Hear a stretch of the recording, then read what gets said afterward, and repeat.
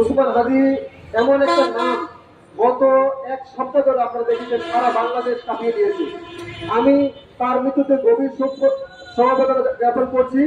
আপনারা জানেন যে বাংলাদেশ সহ প্রত্যেকটা দেশের মানুষ, পরিবেশের মানুষ সহ দেখছেন বিভিন্ন আন্তর্জাতিক মিডিয়া সহ তার কাভারেজ করতেছেন। কেন করতেছেন? আপনি আমি যদি একটি জায়গায় দাঁড়িয়ে যাই, আমরা দেখেন বীরপুলের জোট এখানে দাঁড়িয়েছি, বীরপুলের জোটের কতজন নেতৃবৃন্দ এখানে আছে, অথচ ওসমান হাদির জন্য লাখো মানুষ বিভিন্ন জায়গায় দাঁড়িয়েছে, কাঁদছে, দোয়া করছে, তার জন্য সমবেদনা জ্ঞাপন করছে। এতে বোঝা যায় তার জনপ্রিয়তা কতটুকু। আমি বলতে চাই, প্রত্যেকটা মানুষের অধিকার আছে এদেশের সমাজে সুন্দরভাবে বাঁচার জন্য।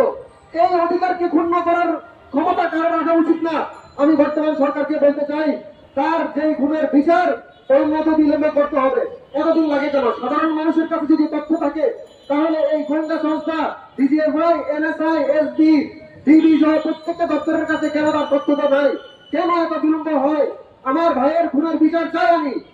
আর আমি একটা কথা বলতে চাই, যারা নিন্দা করেন, কুটচাল করেন, এই বিষয়টা করা উচিত না। কারণ আমি আজকেই দেখলাম সাভারের এরম মেডিকেলের এক ডাক্তার বলেছেন যে আলহামদুলিল্লাহ রাষ্ট্রের আবর্তনা চলে গেছে।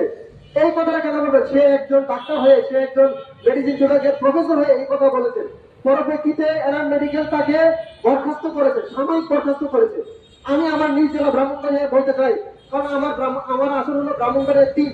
সেখান থেকে আমি একটা কথা বলতে চাই, গতকালকে দেখলাম ব্রাহ্মণবাড়িয়ার এক লোক ফেসবুকে কটূক্তি করেছে। যেহেতু এই বিষয়ে মানে অলরেডি তাকে গ্রেফতার করা হয়েছে, আমি একটি তীব্র নিন্দা জানাচ্ছি। আমি 20 দলীয় ঐক্যজোটের পক্ষ থেকে বলতে চাই, সবাই তার জন্য দোয়া করবেন, আল্লাহ যেন তাকে বেহেশত নসিব করেন।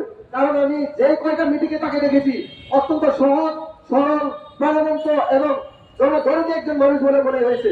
আমি বলতে চাই, এই ধরনের নেতা সারা দেশে প্রয়োজন, প্রত্যেকটা ইউনিয়নের প্রয়োজন, প্রত্যেকটা মহল্লায় প্রয়োজন। কারণ আমাদের জাতির উদ্ধারের জন্য, জাতির বিবেকের জন্য, জাতির কান্দারের জন্য এই ধরনের নেতা প্রয়োজন। আমরা সবাই এই ধরনের নেতা হব, সেই প্রত্যাশা করে আমার যুব সমাজের প্রতিষ্ঠাতা সভাপতি হিসেবে আমি অত্যন্ত শোক কামনা করছি, তার জন্য দোয়া করছি, মাগফিরাত কামনা করছি। আর আপনাদের কাছে দোয়া চাই, তার জন্য দোয়া করবেন। আসসালামু আলাইকুম।